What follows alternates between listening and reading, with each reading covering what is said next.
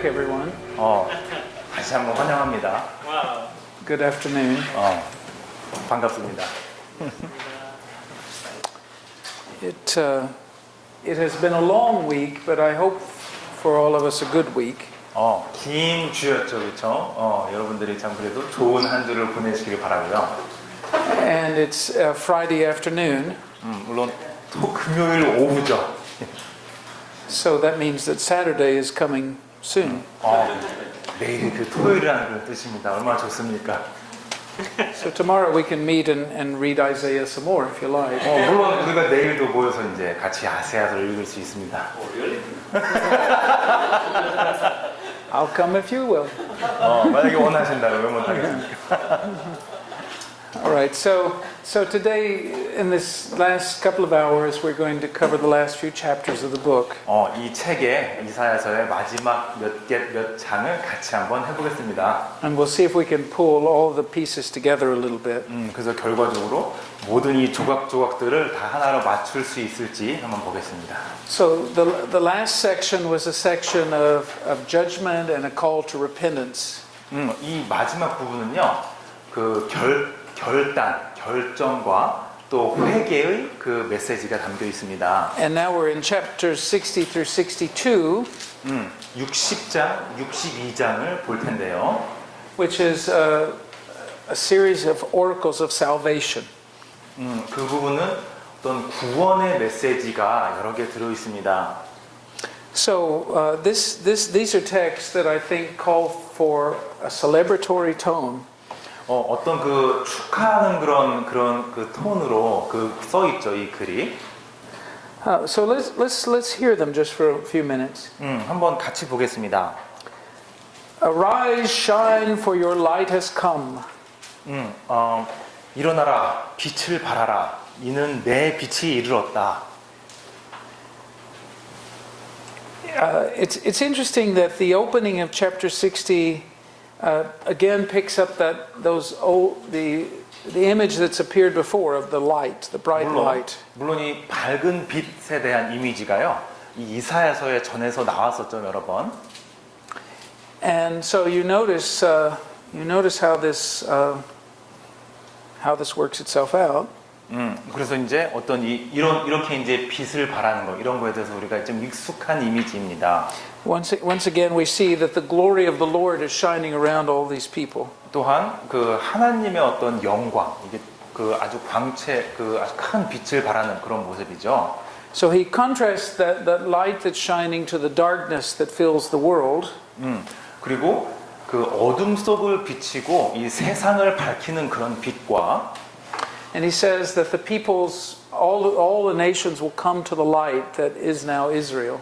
그리고 사람들이 그 이 빛으로 오는데요. 이 빛이 바로 이스라엘임을 알 수 있습니다. I think this has been prepared for in the chapters that we read this morning. 그 우리가 이제 그 오늘 아침에 읽은 그 장들에서 아마 우리가 이런 이미지가 오게 된다는 것을 좀 준비하게 되지 않았나 생각하는데요. Because in those chapters, Israel is told that if they will reorder their lives, then their light will shine. 왜냐하면 이 오늘 아침에 얘기했던 그 장들에서는요, 그 너희가 너희 삶을 다시 한번 재정비하면 빛이 비추게 될 것이다, 그런 메시지가 있었죠. So chapter 60 assumes that they could have or will have reordered their lives. 그래서 60장은요, 그래서 이 이스라엘 사람들이 결국에는 그렇게 그 자기 생을 다시 바로잡았고 또는 곧 바로잡게 될 것이다라는 것을 전제로 하고 있습니다. So let's just read the next few verses and see what images appear here.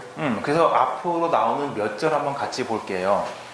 A lot of these images have to do again with the nations coming to the land of Israel.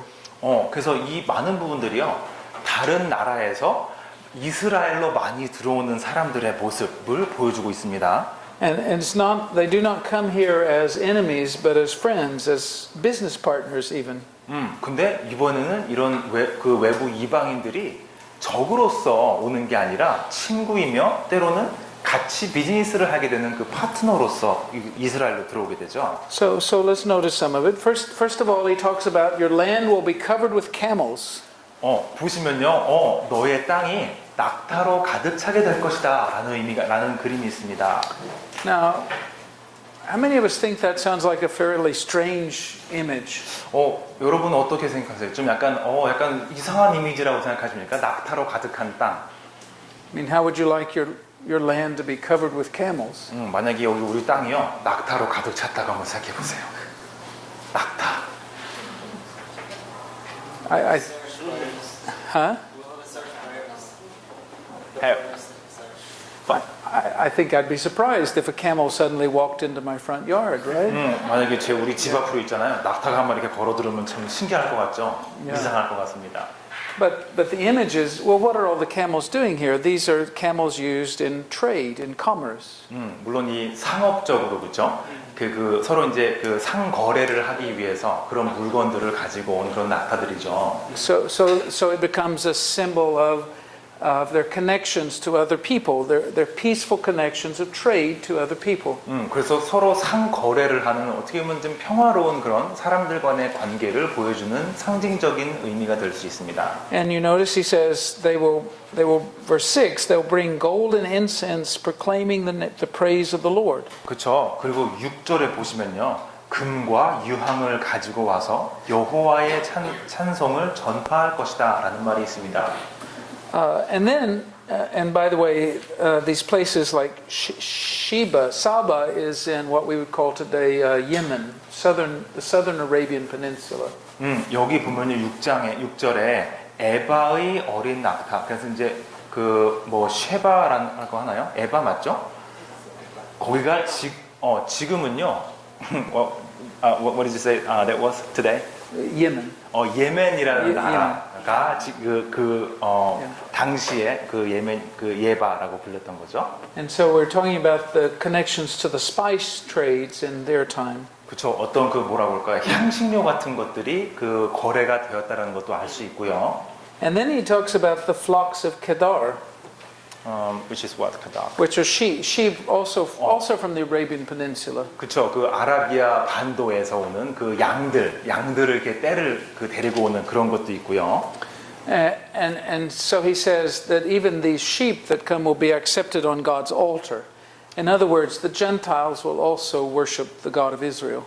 그리고 양들이 하나님의 제단에 제물로 쓰이는 거죠. 그래서 이런 이방인들도 양들을 데리고 왔다라는 것이 이방인들도 하나님의 예배에 같이 참여하는 일원이다라는 의미를 보여줍니다. And then he uses another image from a faraway land. He talks about Tarshish. 또한 타시시라고 부르는 좀 먼 나라, 먼 지역에 대해서 얘기하는데요. Which is Spain. 스페인 지금의 스페인과 같은 나라, 스페인이죠. 타시시가. And so you remember in the book of Jonah that Jonah was supposed to go to Nineveh, but he tried to go to Tarshish instead. 원래는 니느바라는 곳으로 요나가 갔어야 했는데 사실은 니느웨, 오케이. 니느웨. 글로 갔어야 했는데 사실은 어디로 갔어요? 탈시스, 그쵸? 타시스로 갔죠? 지금의 스페인인, 그쵸? Which I think is like saying he was going to go to Los Angeles, but instead he went to Beijing. 근데 사실은요, LA로 가야 될 사람이 베이징으로 간 그런 꼴입니다. In other words, he was very mixed up. 좀 약간 복잡한 그런 상황이었죠, 이 사람한테. But anyway, so the idea is that all these contacts with the whole world will contribute to the worship of God in the temple in Jerusalem. 그래서 이 부분이요, 예루살렘에 있는 성전에 어떤 다 같이 이제 일조를 하는 전 세계 사람들이 그런 모습을 보이고 있습니다. I think this text probably also has in mind another biblical text. 또 이제 이 부분에 보니까 성서의 다른 부분에 대해서도 어떻게 보면 상기를 시켜주는 것 같은데요. Which is Psalm 72. 이게 바로 시편 72장 이야기입니다. In Psalm 72, a lot of these same places are listed. 시편 몇 장이라고 하죠 지금? 72편. 72편에 보면요, 또 다른 여기 나온 장소들이 또 나오는데요. And they are places that bring tribute to the King of Judah. 유다의 왕에게 선물을 가지고 오는 그런 나라들도 볼 수 있고요. But to me, what's interesting here is in Isaiah, these people aren't exactly bringing tribute, and certainly not to the king of Judah. 근데 재밌는 것은요, 이 이사야서에서는요, 사람들이 그 뭐 선물을 가져오는 것도 아니고 그렇다고 해서 유다의 왕에게 선물을 가져오는 것도 아니죠. Rather, their connections are, well, they're bringing tribute to the God of Israel. 물론 그 이스라엘의 하나님을 그 위한 그런 선물을 가지고 있습니다. And their connections are more peaceful. 그리고 이제 평화 속에서 그런 일들이 이루어지고 있습니다. And then he says another thing that I think is pretty interesting in verse 10. 10절에 보시면요, 또 다른 얘기를 하고 있는데요. Where he says that the children of the foreigner will rebuild your walls. 보면은 그 이방인들의 자식들이 그 당신의 그 담을 이렇게 지어줄 것이다 하는 말이 있습니다. And their kings will serve you. 그리고 그들의 왕이 그 사람들의 왕들이 그 당신을 섬길 것이다 하는 말도 있죠. Now you think to yourself for just a minute, 한번 생각해 보세요. who rebuilt the walls of Jerusalem after the Babylonian exile? 바빌론에서 이렇게 그 추방당하고 바빌론에서 그 다음에 누가 이스라엘의 성벽을 다시 짓습니까? Nehemiah. Yeah. 느헤미야 사람들이 짓죠. That's right. That's right. The governor Nehemiah led the people in the rebuilding of the city wall. That's right. 그래서 느헤미야의 그 정치 그 지도자가 사람들로 하여금 다시 성벽을 지어라라고 명령을 하는 부분이 있죠. And what he did seems to have been kind of an emergency reconstruction, right? 이런 것이 어떻게 보면은 그 비상시에 딱 가서 그 다시 도와주고 성벽을 다시 세워주고 그런 모습이었습니다. So probably then the walls were built even a little better by the government later than that. We don't know for sure. 그렇죠. 나중에 이스라엘 정부에서 뭐 좀 더 잘 지어질 수가 있었을 수는 있어요. There's actually very little left of the Persian period city of Jerusalem that's known archaeologically. Not much is there. 그 페르시아 시대에 보면 성벽 같은 것들이 남아 있는 것이 거의 없었다는 그런 증거가 그 고고학적인 증거도 있습니다. But even so, who was Nehemiah's boss? 근데 네헤미야의 그 왕이 누구였죠? 지도자가? Was it Kores? Well, it was the king of Persia, right? Right. He says Artaxerxes. Artaxerxes. There we go. There we go. He said That's right. Which, and by the way, the Korean pronunciation is closer to the original pronunciation than the English pronunciation. 그렇죠. 그 우리말로 그 사람 이름을 읽을 때 실제 히브리어와 오히려 더 가깝다는 그렇죠. 한편으로는. So once again, the Korean Bible is a little better. I think. 그래서 한국어로 된 바이블이 좀 나은 것 같긴 합니다. 영어보다. So all right. So right, but Nehemiah's was an official in the Persian government, right? Are you saying Nehemiah? He worked for the king. Yes, he was an official in the Persian government. 그렇죠. 네헤미야의 그 지도자가요. 페르시아 왕국의 어떤 그 페르시아 왕국에서 일을 하는 그런 사람이었습니다.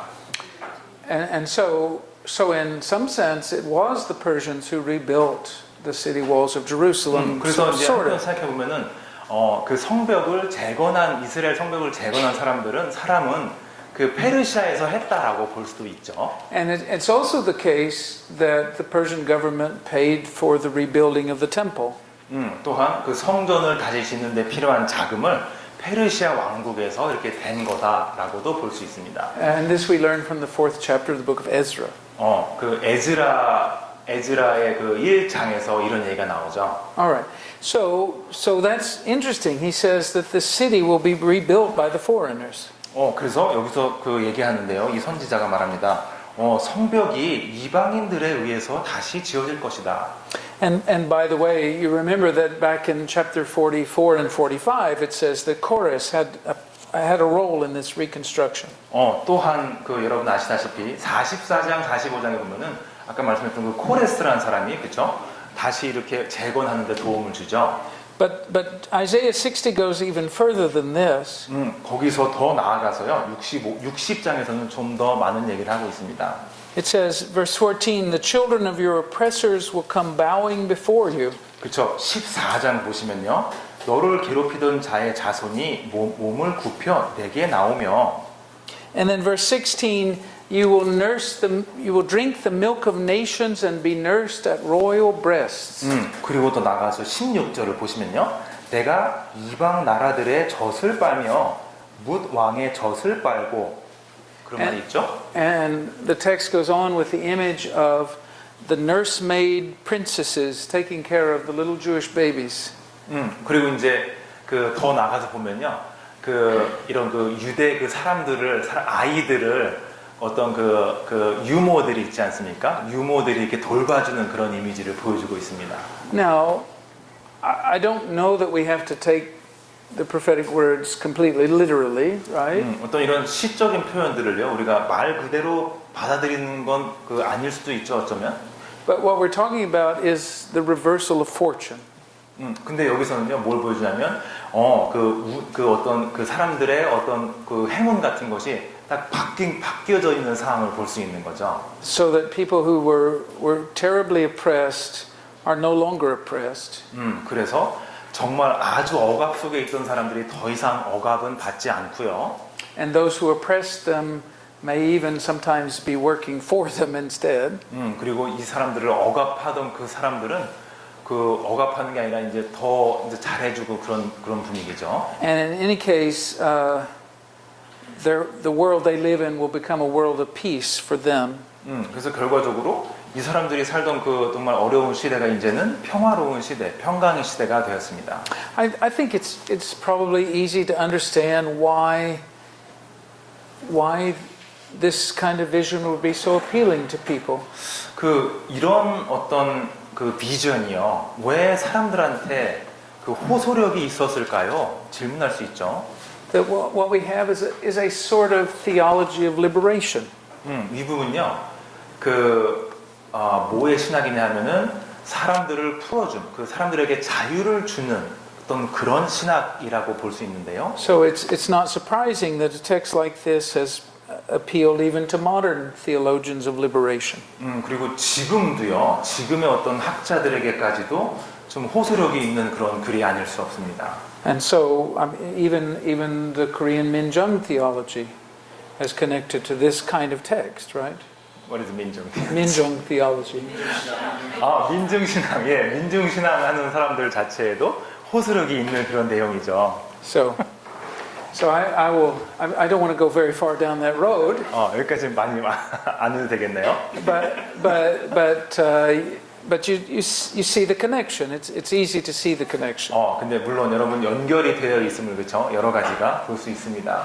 But most of all, notice the end of chapter 60. 그 60장 맨 끝에요. 그 아주 좀 그 눈길이 많이 가는 게 있는데요. Verse 21. 자, 21절 보겠습니다. Your people, all of them, will be righteous. 내 백성이 다 의롭게 되어 They will possess the land forever. 영원히 땅을 차지하리니. So the reversal of fortune is not just in their external conditions. 그래서 이렇게 역전이 되는 그 운세가 어떻게 보면요, 상황이 역전이 되는 부분이 그냥 겉으로 보여지는 부분만은 아닙니다. In fact, it's really not even primarily in their external conditions. 사실은 겉으로 보이는 부분만이 또 가장 어떻게 보면 중요한 부분만은 아니고요. The real reversal is in the shape of their lives. 실제로 역전되는 것은요, 실제 이 사람들의 생활상이 많이 바뀌는 것을 볼 수 있는 것입니다. So that whereas in chapters 57 through 59 they were unrighteous people, 그래서 57장부터 59장까지 보면요, 이 사람들이 정말 공의를 모르고 정의를 모르는 그런 사람들로 묘사가 되어 있는데요. now they are righteous people. 지금은 공의로운, 정의로운 사람으로 되어 있습니다. And that righteousness then leads us into chapter 61. 또 그런 공의로움이요. 61장으로 이어지는데요. Which is another one of the famous texts in the book of Isaiah. 이사야서에서 아주 그 유명한 그런 부분이기도 합니다. I think it's famous partly because it was quoted by a pretty important person in the Bible. 왜냐하면 이 부분이 그 성서에서 아주 중요한 분에 의해서 인용이 된 바가 있기도 하죠. Namely Jesus. 그렇죠. 예수님이죠. Yeah. In Luke chapter 4 verses 16 through 30. 그 16장부터 30장이요. 누가복음 3장에 보시면 아실 겁니다. 4장이요? 예, 4장이요. 16절. 그렇죠. 16절부터 30장, 30절이요. And so you remember in that story, on the Sabbath day, Jesus goes to the synagogue in Nazareth as was his custom. 그래서 그 부분에서요. 예수님께서 그 안식일에 그 나사렛에 있는 회당으로 가시죠. And they hand him the scroll of the prophet Isaiah. 근데 거기서요. 예수님한테 그 이렇게 이제 돌돌 말려져 있는 그런 문건, 그렇죠? 그걸 하나 주죠. 예수님한테 드리죠. And he reads these very lines. These very verses. He reads these verses. 그래서 그때 이사야서를 예수님께 주는데 바로 예수님께서 이 부분을 읽으십니다. And then he begins to comment on how these verses apply also to the Gentiles. 그래서 이 부분들이 이방인들에게도 적용이 되니라라고 이제 그 지적을 하십니다. So, but let's also listen to them not just in Luke but also in Isaiah. 근데 누가복음뿐만 아니라요. 우리가 진짜로 이사야서를 한번 같이 보죠. The Spirit of the Lord Yahweh is upon me. 주 여호와의 영이 내게 내리셨으니 because the Lord has anointed me. 이는 여호와께서 내게 기름을 부으사 To proclaim liberation for the poor. 가난한 자에게 아름다운 소식을 전하게 하려 하심이라. Now, it's interesting. Who is the me in this verse? 여기서 그 내가 내게 이런 말이 나오는데요. 그 1인칭 그 나 지칭한 사람이 누군가요? The Lord has anointed me, he says. 하나님께서 나라고 이제 지칭했는데요. 그렇게 말씀하셨죠? Is it the prophet? 거기서 나라고 했던 그 사람은요. 선지자를 말하는 건가요? Is it Israel? 이스라엘을 말하는 건가요? And I think it's actually a little bit ambiguous on that point. 좀 그렇게 클리어하진 않습니다. But at least it is also the prophet. 그 최소한 그 선지자를 지칭하는 거라는 걸 알 수 있는데요. And so, if that's right, then what we're getting in the next few verses is his description of the job of the prophet. 요 다음 두세 절에서 나온 것처럼 그 선지자의 그 하는 일이 뭔가 하는 얘기를 하고 있습니다. And so and by the way, that's why it was so appropriate that the Gospel of Luke applied it to Jesus. 그래서 그 누가복음이 예수님에게 적용이 되는 것이 왜 적절한지 또 알 수 있습니다. And so notice what the message is. 여기서 메시지가 어떤 건지 다시 한번 보죠. It's good news. First of all, good news to the poor. 그 가난한 자에게 좋은 소식이다. To bind up the brokenhearted. 그리고 마음이 상한 자를 고치며. And you say, who are the brokenhearted? Well, those are the people who've been hearing these words for chapters before this, right? 여기서 마음이 상한 자라면 누군지 알겠죠? 이 책에서 계속 얘기하고 있는데요. I mean, we saw that yesterday that many of these are very discouraged people. 그렇죠. 이 부분들은요. 사람들이 아주 낙심을 많이 하고 그 희망이 없던 그런 사람들이죠. And then he talks about release for the prisoners. 그리고 또 무슨 얘기를 하냐면요. 포로된 자에게 자유를. And then the announcement of God's saving year.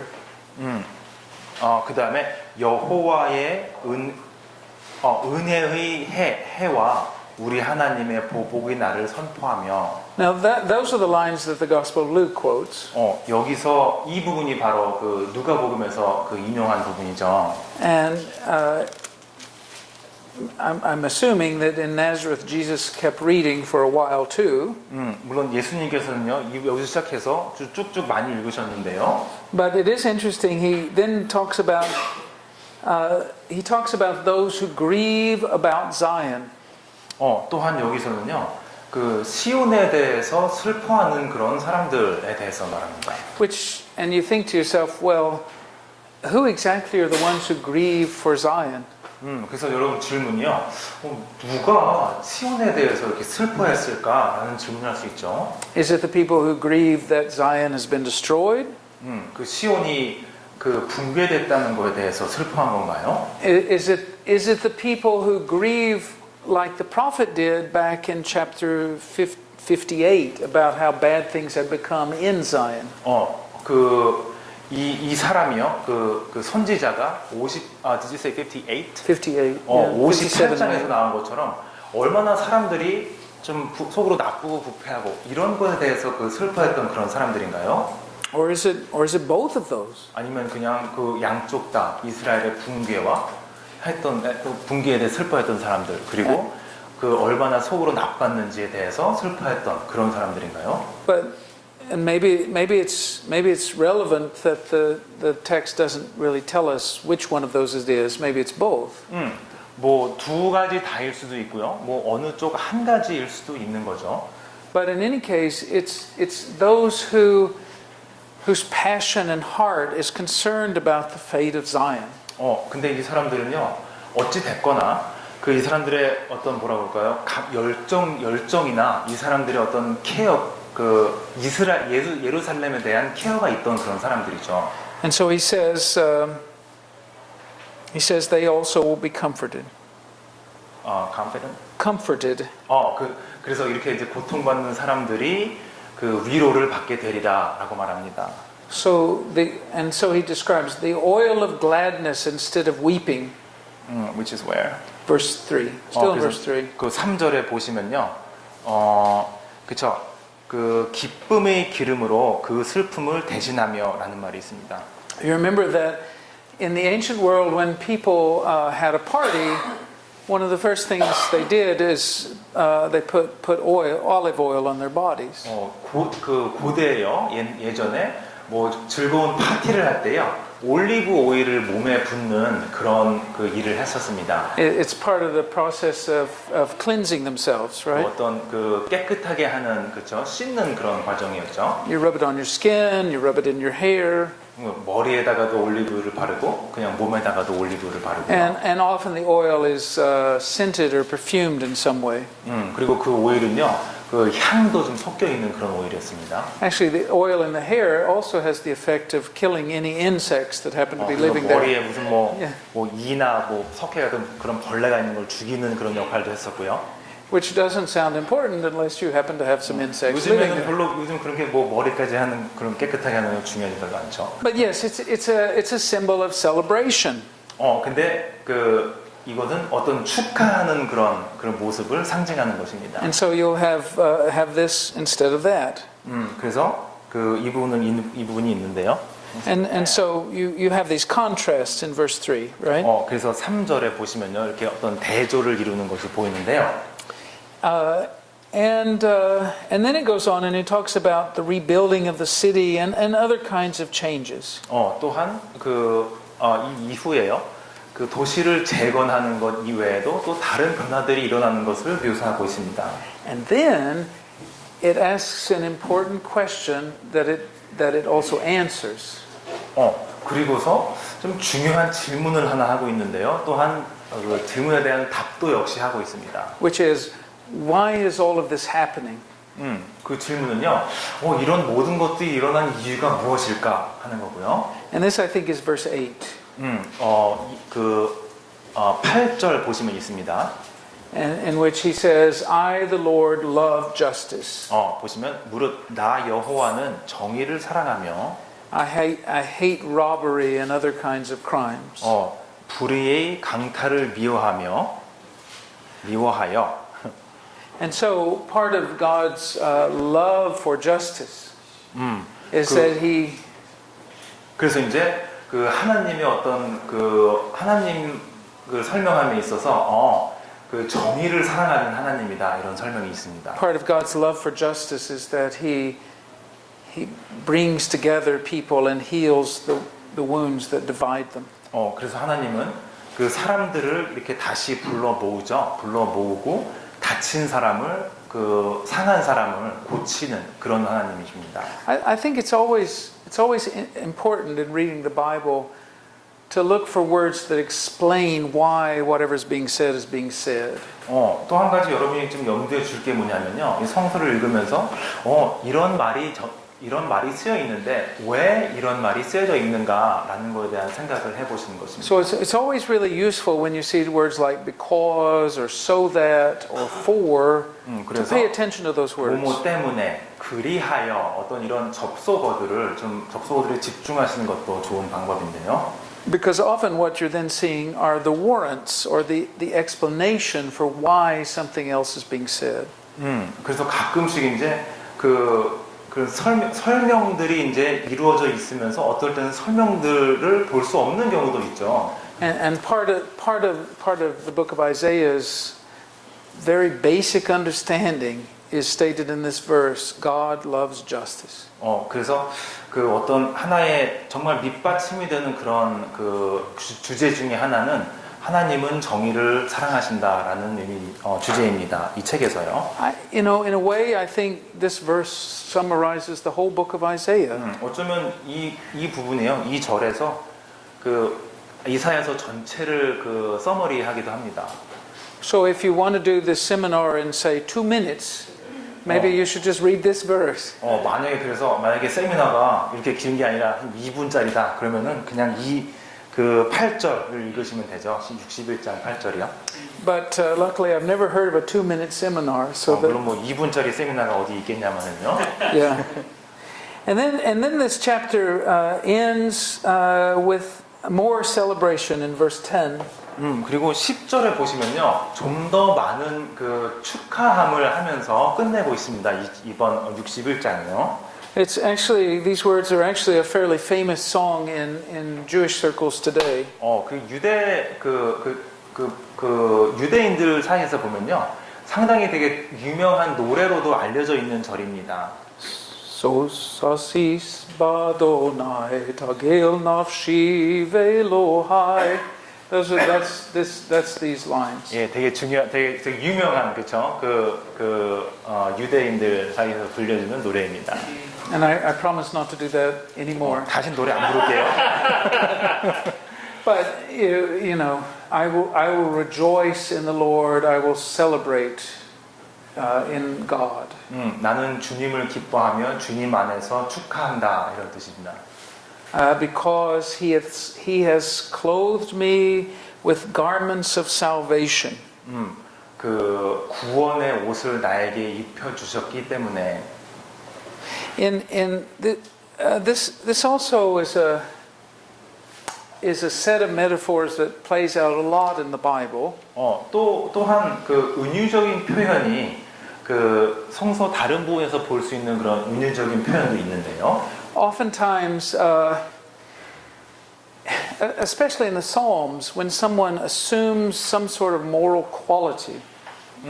특히 이제 그 시편에서요. 어떤 도덕적인 질적인 부분을 얘기함에 있어서 this person is said to put on clothing of that moral quality.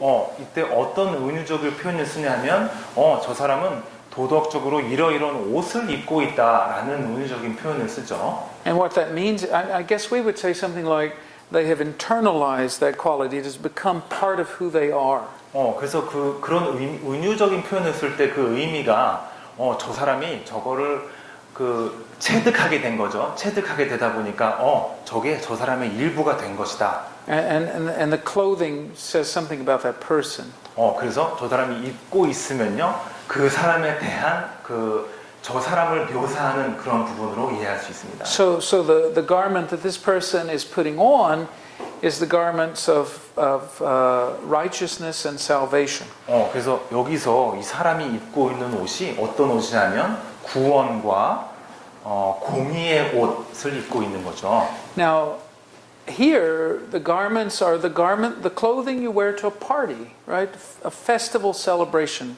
근데 여기서는요, 지금 아주 축하하고 되게 아주 축제적인 분위기이기 때문에 입고 있는 옷 또한 그 축제에 걸맞는 옷일 것입니다. But if you remember what we talked about before lunch, 근데 점심시간 전에 우리가 얘기했던 거 다시 생각해 보시면요. somebody else put on salvation and righteousness. 여기서 또 다른 사람이 우리가 그 구원의 옷을 그쵸 입고 계신 게 있었죠, 공의의 옷을. But it was not a festival. They weren't festival clothing. It was armor for battle. 축복의 어떤 축하하는 그럴 때 입는 옷이 아니라 전사의 옷이었죠. So I think there is a connection. There is a bit of a turn in that image between these two texts that 그래서 we've 그 seen. 두 부분 아침에 했던 부분과 지금 하는 부분을 비교해 보시면요, 이렇게 살짝 그 바뀌고 살짝 차이점이 있는 그런 부분을 보일 수 있습니다. And so, in a way, the people of God are like God even on this point. 그래서 이 부분에서는요, 하나님의 사람들도 하나님과 같은 모습을 하고 있는 것을 볼 수 있는 것입니다. All right, and then we go to chapter 62.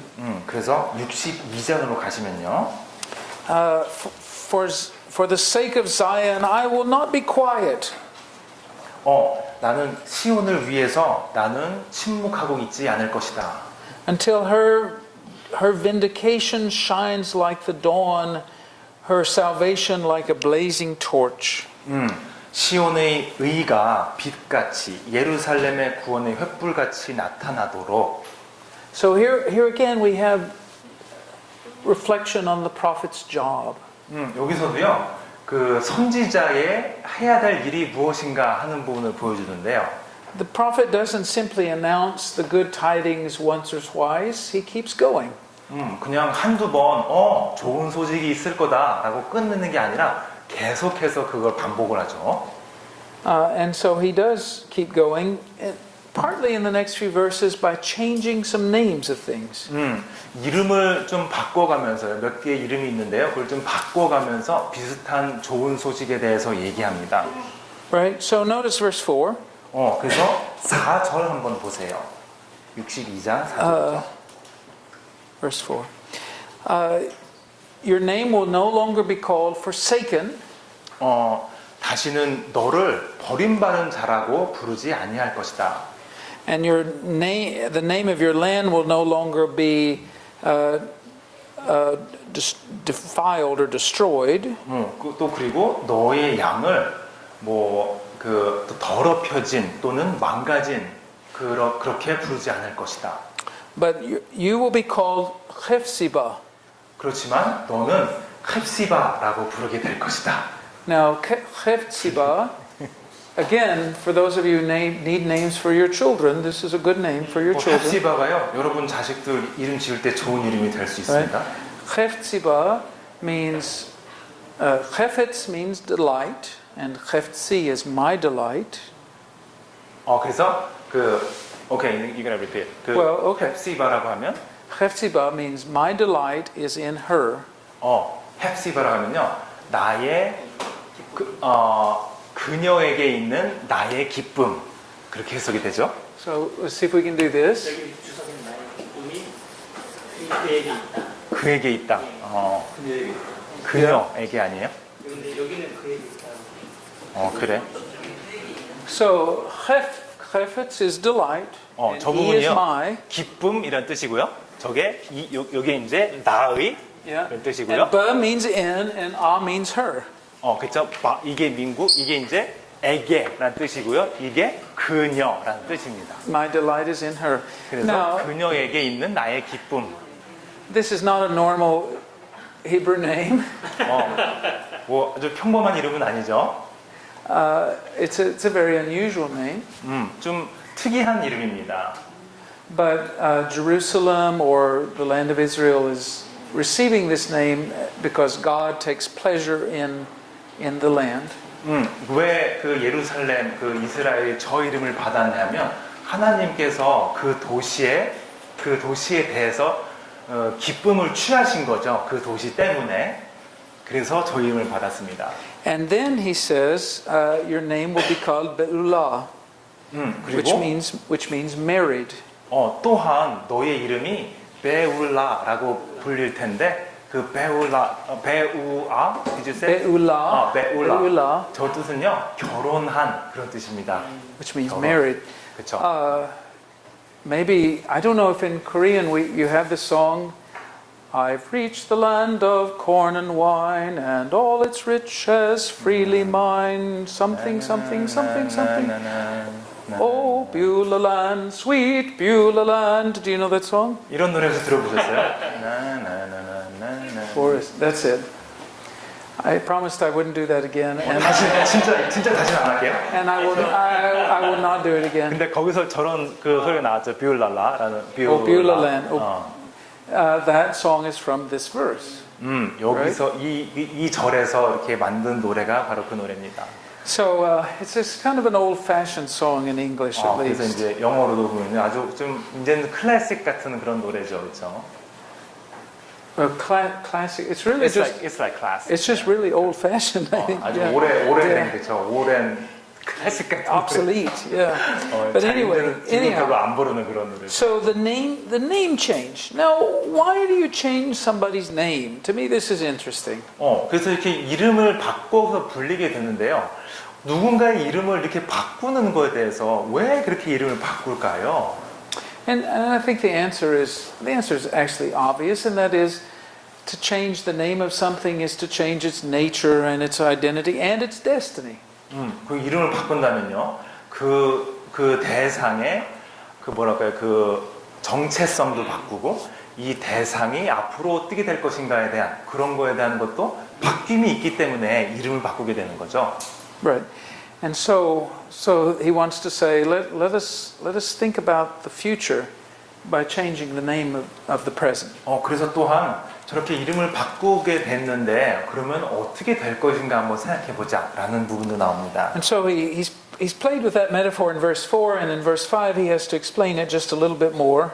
그리고 그 4절하고 5절에 보면요. 어떤 은유적인 표현으로 좀 더 나오는 것이 있는데요. As a young man marries a young woman, so will your builder marry you. As a bridegroom rejoices over his bride, so will your God rejoice over you. 그래서 5절을 한번 제가 읽어보겠습니다. 마치 청년이 처녀와 결혼함 같이 내 아들들이 너를 취하겠고 신랑이 신부를 기뻐함과 같이 내 하나님이 너를 기뻐하시리라. And so the prophetic promises of the restoration of the people. 그래서 어떤 선지적인 약속이라고 했습니다. 이 선택된 받은 사람들에게 주는 선지적인 약속이죠. And then notice verse 11. 그리고 11절을 한번 보세요. The Lord has made heard to the ends of the earth. 그 이 땅의 끝까지 여호와께서 땅 끝까지 선포하시되 Say to daughter Zion, your salvation has come. 너의 딸 시온에게 이르라 보라 내 구원이 이르렀노라. Behold, his wage is with him.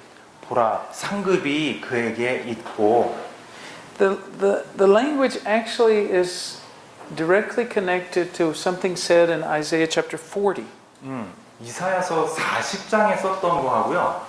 그 있던 말하고 직접적으로 연관이 있는 말이 있습니다. So, I mean, it seems pretty clear that chapter 63 is more or less quoting chapter 40. 그래서 이 부분이요. 이사야서 40장을 이렇게 인용을 하고 있는 것이 명료합니다. Right? And so there's this cross-referencing, this connection between one section and the other. 그리고 이 책의 한 부분과 다른 부분이 서로 상대를 인용하고 있는 듯한 그런 느낌이 보이죠. But then one last thought, and then we'll stop for a moment. 그리고 한 가지만 더 보겠습니다. And that is 62 verse 12. 62장 12절에 나와 있는 건데요. They will be called the holy people. 사람들이 너를 일컬어 거룩한 백성이라 할 것이다. the redeemed of the Lord. 여호와께서 구속하신 자라 하겠고. So again, we're getting this theme of changing the name of the people. 다시 한번 여기서요, 그 사람들의 어떤 이름을 바꾸는 것을 또 한번 볼 수 있습니다. And you will be called sought after. 그 찾은 바 된 자요라는 라고 불릴 것이다. The city not forsaken. 그리고 버림받지 아니한 성읍이라 할 것이다. Now, I think even in some of these names, there's also a bit of a wordplay. 그리고 여기 이제 이름 중에서요 보면은 어떤 그 언어 유희적인 부분도 나오는데요. Because the word wanted or searched for is durusha.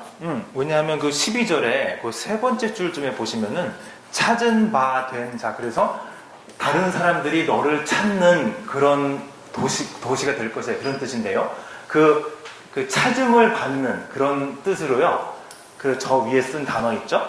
Which is a whole lot like the middle of the word Yerushalayim, which means, of course, Jerusalem. 저기 찾게 됨을 받을 자라는 뜻이 저 위에 부분인데요. 그 위에 부분에서 그 E부터 그 A까지 D 빼고 나머지 보시면요. 예루살렘의 이름이 히브리어로 쓰면 저렇게 됩니다. 두 번째 거요.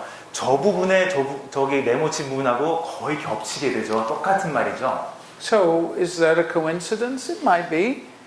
But 그래서 I think maybe 저게 not. 우연히 저 단어를 이 선지자가 골라서 썼을까요? 그러니까 우연히 이제 맞게 된 게 아니라 골라서 쓰게 된 거죠. 예.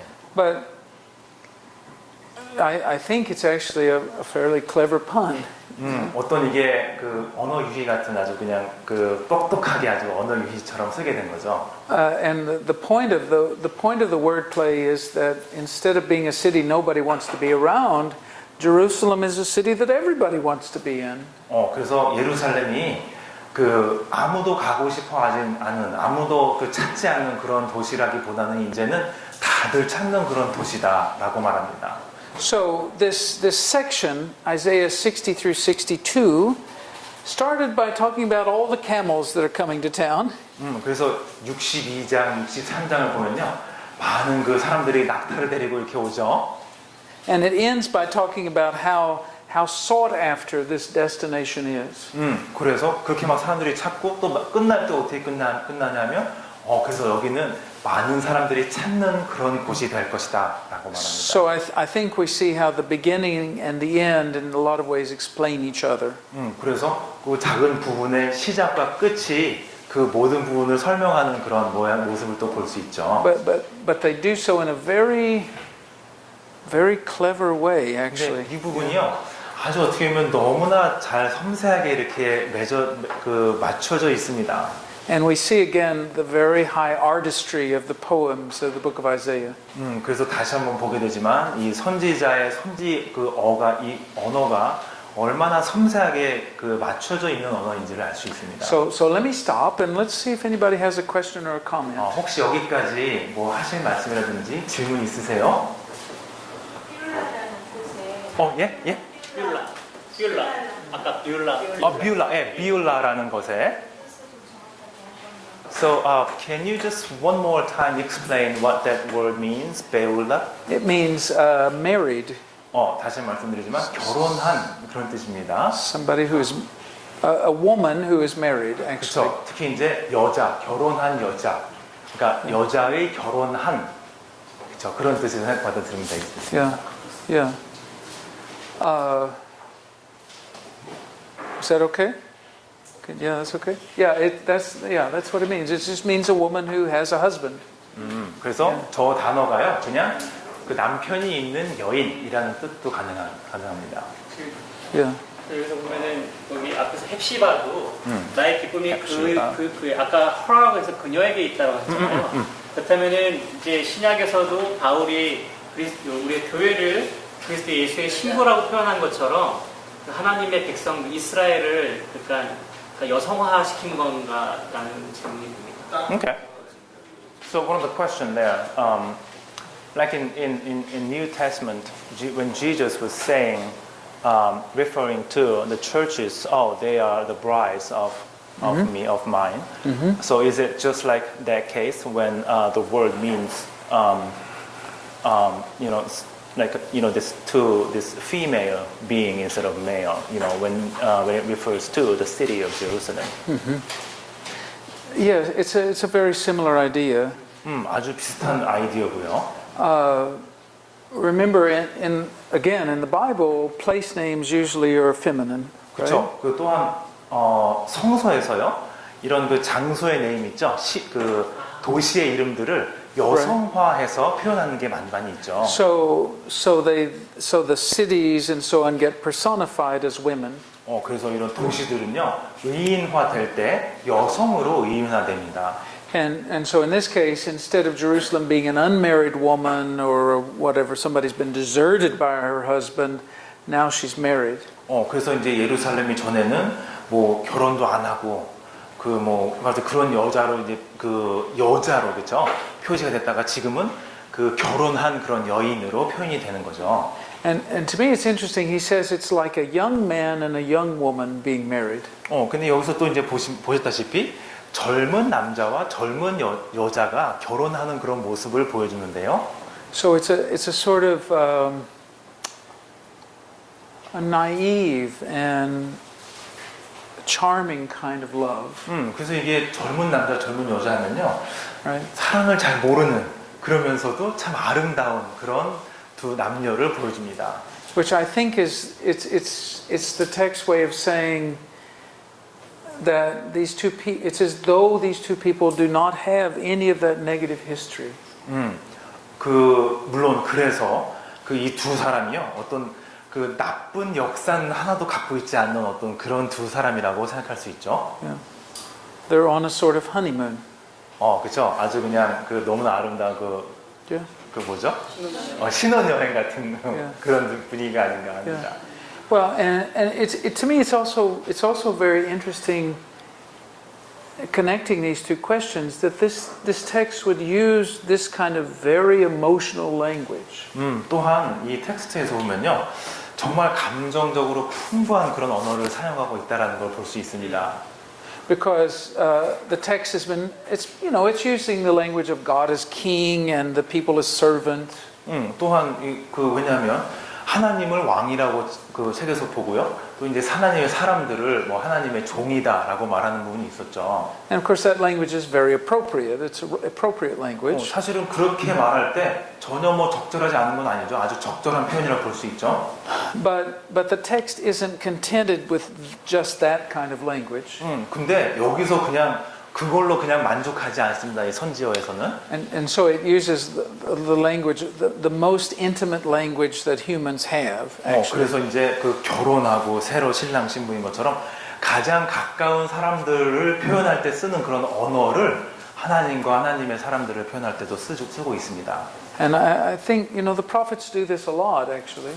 선지자들이 보면 그런 식으로 많이 표현을 하죠. One of the things you notice about the prophets is how many layers of emotion there are involved. Right? 그래서 또 한 가지 여러분이 볼 것은 그 어떤 뭐 감정이라든지 느낌이라든지 그런 걸 얼마나 풍부하게 여기저기 넣고 또 얼마나 그 깊이 그렇죠? 그런 걸 삽입하는지에 대해서 알 수 있습니다. You get everything from rage and outrage on one side. 완전히 이쪽 극단에서는요.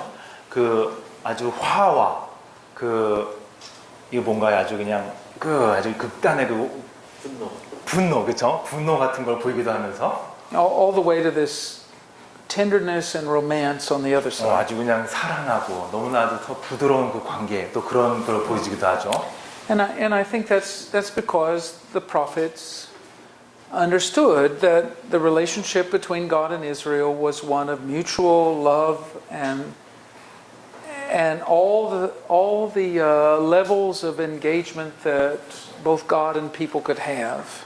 그래서 이제 이렇게 말할 수 있는 이유가 이 선지자가 이스라엘 사람들과 하나님과의 관계가 얼마나 이게 서로 주고받는 관계이고 얼마나 그 인간이 이해할 수 있는 그런 모든 종류의 그런 관계 있죠. 그런 것들을 다 하고 있다라는 그런 걸 충분히 이해하고 있다라는 걸 보여줍니다. And so we have a picture here of God who is very, very near, very close. 그래서 하나님이 여기서는요 정말 가까운 사람들에게 가까운 그런 하나님으로 보여주고 있죠. And there's a sermon there too, right? 물론 설교 제목이기도 합니다. Yes, yes, I think so. 예. Somebody else? Anybody else? Yeah, please. Two more. Okay. Okay. 그래서 지금 60장까지, 이 12장까지 오면서 이렇게 반복되는 것들이 쭉 나오는데, Okay, so up to this point now, up to chapter 62, there have been some repetitions, images, and Right. ideas. Sure. 제가 느낄 때는 이게 찬송가를 부르는 것처럼 찬송가도 이렇게 반복적으로 부르지 않습니까? So it feels like in a way that you are singing in different verses because you repeat the chorus and you repeat the chorus, Yeah, something that's like true. that. That's good. 그런 느낌을 받는데, 그 처음에 그 첫 번째 첫 번째 시간에 말씀하실 때 뮤직비디오라고 표현을 하셨어요. 언제 우리 월요일이요? 네, 참 그 이사야서가 뮤직비디오처럼 펼쳐진다. I remember that you said something like on the first day, oh, it's like a music video type. Yeah, in a way. Yeah. That was your expression. Yeah. 뮤직 드라마. Music drama. Well, what is 뮤직 드라마. 저는 느낄 때 이제 찬송 부르는 것처럼 느껴졌단 말이죠. So it was my feeling that it's like I'm singing and repeating the chorus and back to the second verse and repeating the chorus. Yeah, I think that's fair. 그 뮤직비디오나 그 찬송 부르는 그런 느낌이야 동일한 느낌이 아닌가. 그 코멘트 하시는 거예요? So that was his comment. So that was my feeling. Wow. Yeah, Back again, the same Yeah. thing, same feeling. same again. thing. Yeah. No, I think that's right. There's quite a lot of repetition, and yet when you read it very closely, you realize it's not exactly the same. 비슷하게 있죠. 나오고 이런 했던 비슷한 말이 또 나오는 게 있는데요. 정말 자세히 솜솜 뜯어 보시면은 그 완전히 똑같지만은 않다라는 걸 또 아실 수 있죠. That sometimes the same image is turned one way, but then later it's turned in a slightly different way. 그쵸. 방금 보는 것처럼 처음에는 이렇게 같은 것이요. 이렇게 보는 것처럼 묘사되기도 하고 좀 이따 보면 또 살짝 이렇게 바뀐 듯한 그러니까 다른 그 면을 보여주는 그런 묘사도 있고요. Right.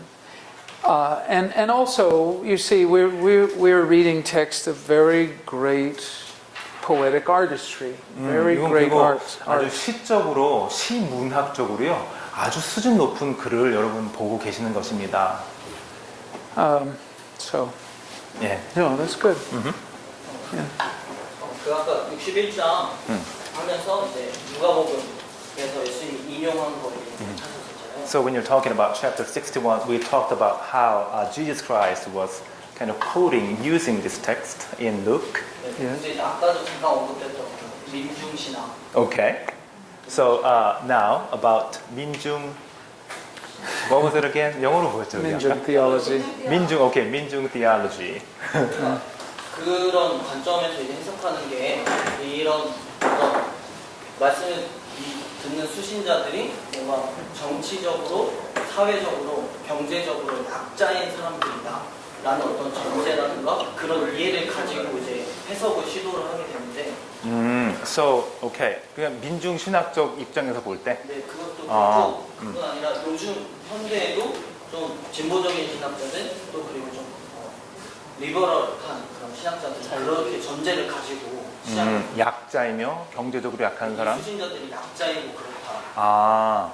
So okay.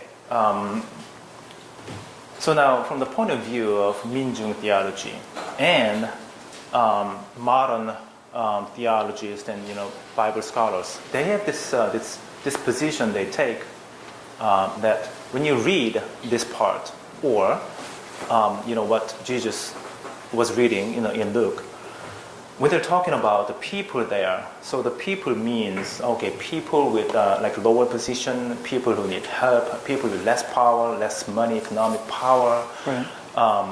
그렇게 되는데 그런데 그러다 보니까 이제는 많이 가진 우리가 저런 약자들은 도와줘야 한다, 챙겨줘야 한다 이렇게 해석을 하게 된다는 거죠. So it's commonly the case that when we read it, what we need to do, one of the things that we need to do is to go out and help the poor, help the need, help those with lack of economic power or political power. 그런데 제 생각에는 이 이사야에서 인용을 했으니까 일단 이사야에 대한 배경으로만 봐도 이때는 이제 포로기가 끝난 뒤에 이제 성전 건축하고 막 이럴 때니까 어차피 구한 사람이 없고 그냥 다 가난하고 다 약자였다는 거죠. 그때 이미 속국이었고 사실. So given that interpretation from the point of view of 민중 theology and other people, but then if you look at the context there when that was mentioned in Isaiah, there are no people who really had power, who really had economic power or politically high. Everybody was just poor. Everybody was, not really doing well.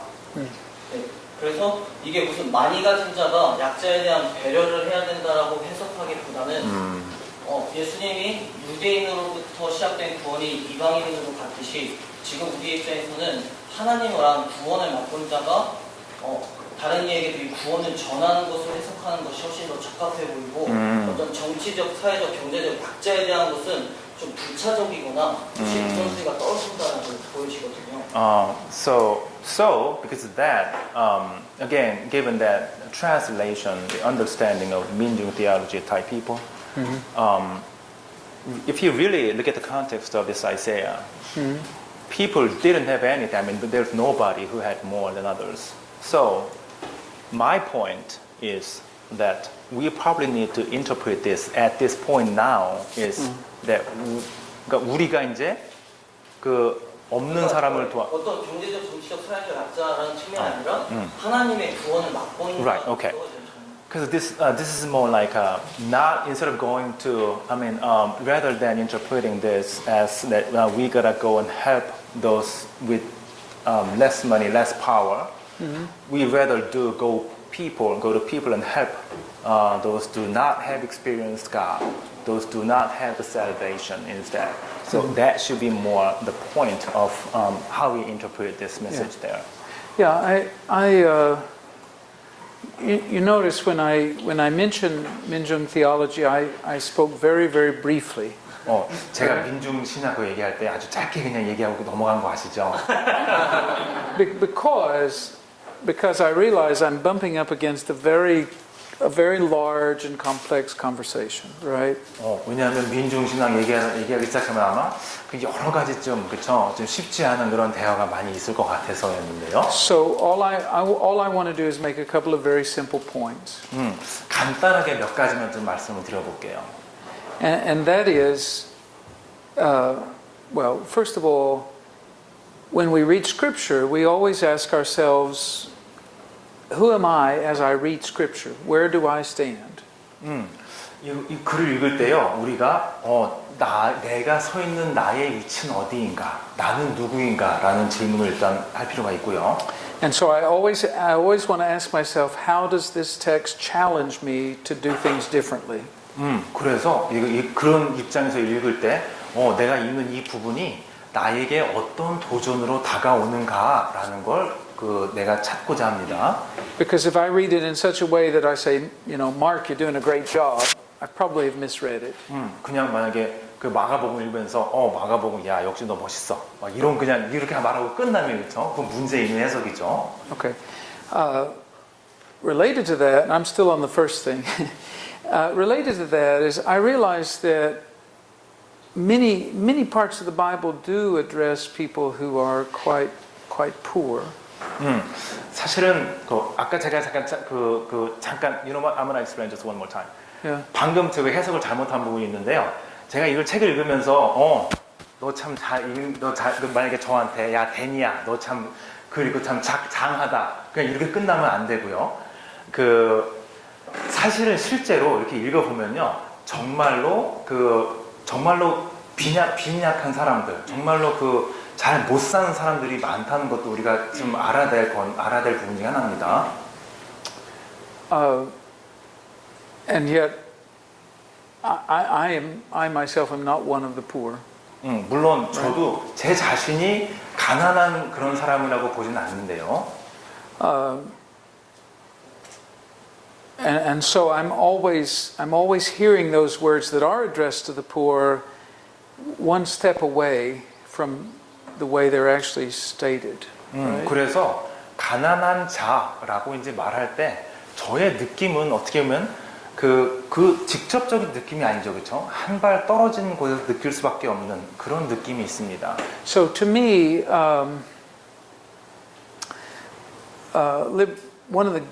one of the gifts of liberation theology to the church is it reminds us that theology is not just done by very privileged people; it's done by all kinds of people.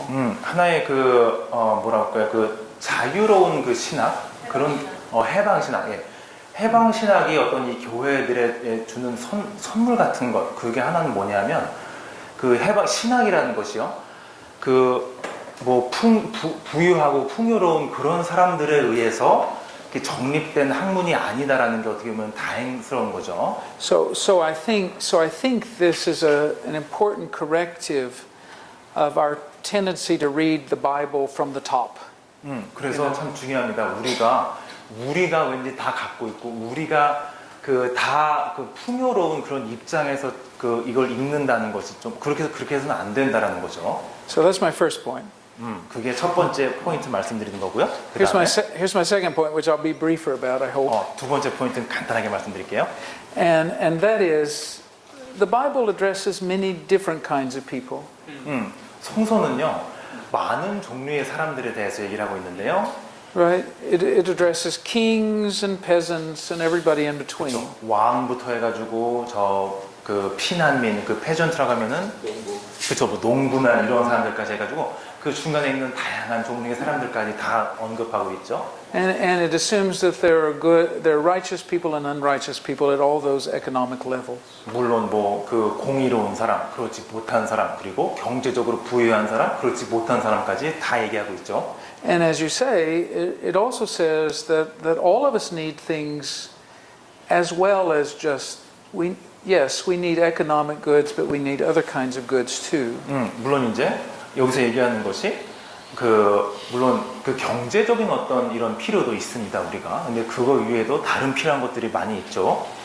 So what we have to be careful of though is that we don't simply say it's all spiritual and has nothing to do with the physical world.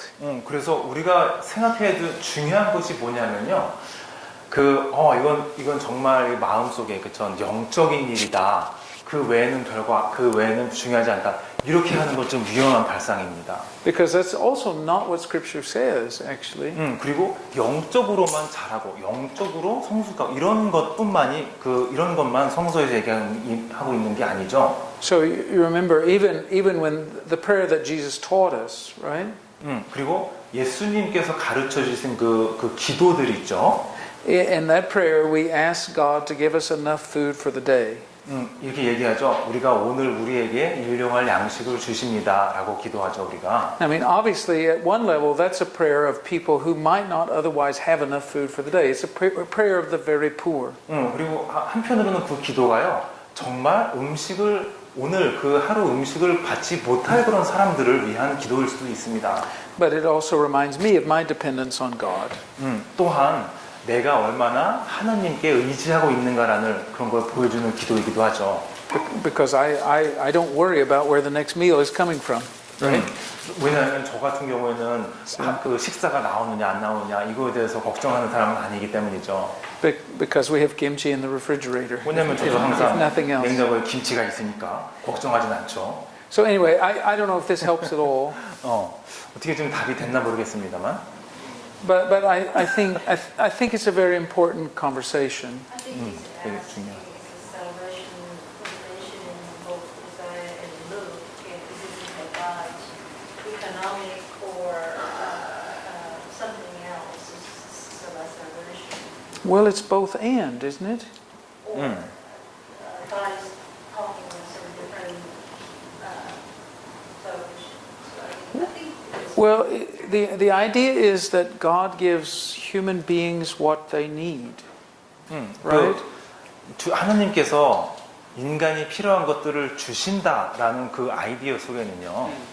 Because and in Luke, Jesus says what? Blessed are the poor.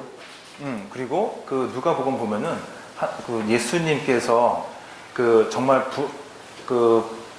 빈약한 사람들에게 공급을 해준다 그런 말이 있죠. Right? Blessed are those who hunger now and thirst now. 배고프고 목마른 사람들을 축복하고 그런 말이죠. So it's at least partly economic. Yes, it is. 그리고 실제로도 이렇게 그 정말로 돈이 없고 먹을 것이 없는 그런 것에 대한 이야기를 하는 부분이 있습니다.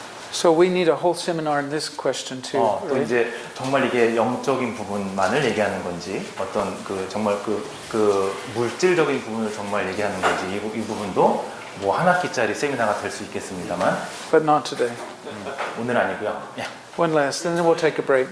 그래서 저는 이제 아까 두 번째 포인트에서 말씀하셨던 게 중요하다고 생각하는 건 예수님께서도 이 땅에 왔을 때 우리의 영적인 것만 챙겨주신 것이 아니라 산상수훈을 하실 때에도 배고파했던 5,000명을 이제 보리떡과 물고기로 그들의 Right. 배고픔을 채워주시기도 하시고 또 So it is.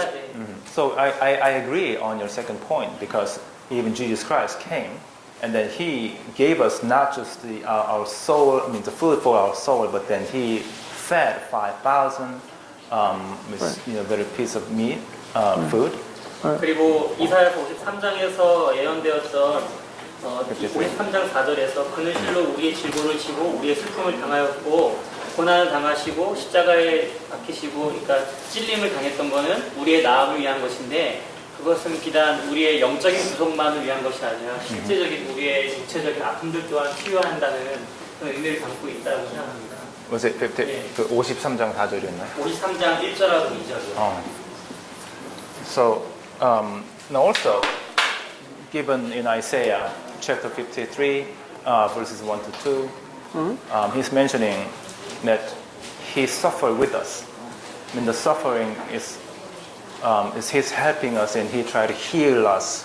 Right? So that's physical part as well. Right. 그래서 이것을 설교할 때든 가르치든 읽을 때도 어떤 한 부류만을 위한 것이 아니라 그것을 읽는 그 당시에 누군가에 대한 그것이 정말 어떤 쪽으로는 영적인 체험이 될 수 있고 나음이 될 수 있고 okay. 실질적인 육적인 것을 놓고 간구할 수 있는 하나의 위로의 말씀이 될 수 있지 않을까 생각합니다. So that's right. So I agree because like reading text like this part, depending on who read this text or in what time in the history, anyone can understand it. Oh, okay, this is all about the spiritual part of a life.